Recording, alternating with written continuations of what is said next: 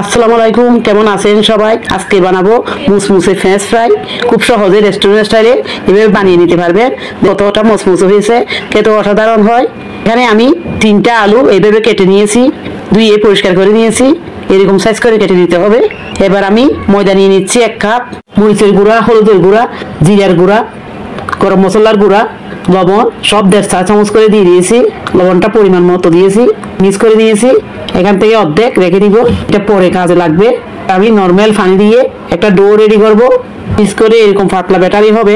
আলু এবার লাগিয়ে নিয়েছি, শুকনো যে ময়দা রেখে দিয়েছিলাম এগুলোতে লাগিয়ে নিচ্ছি। এরকম করে লাগিয়ে নিতে হবে। আলুগুলো সব লাগিয়ে নিব। সব আলুর পিসগুলো আমি এভাবে লাগিয়ে নিচ্ছি। সবগুলো লাগিয়ে নিয়েছি। তেল গরম হয়ে আসলে আমি সব আলুগুলা এভাবে দিয়ে দিচ্ছি। জালটা মিডিয়াম রাখতে হবে যেন আস্তে আস্তে সিদ্ধ হয়, মুসমুসে হয়, ভিতরে যেন কাঁচা না থাকে। উল্টে পাল্টে আমি ভেজে নিয়েছি। এবার উঠিয়ে দিব। বাকিগুলো আমি ভেজে নিচ্ছি। এভাবে খুব সহজে আপনারা হোটেলের মতো বানিয়ে নিতে পারবেন। বাসায় খুব সহজে তৈরি হয়ে যাবে ফ্রেঞ্চ ফ্রাই রেস্টুরেন্ট স্টাইলে। খুব সহজে আমি বানিয়ে নিয়েছি। দেখতে যেমন সুন্দর হয়, খেতে অসাধারণ হয়। আমার এই ভিডিও ভালো লাগলে লাইক শেয়ার করে ফলো করবেন। ইউটিউব থেকে দেখলে সাবস্ক্রাইব করবেন। আশা করি সবাই ভালো থাকবে। আল্লাহ হাফেজ।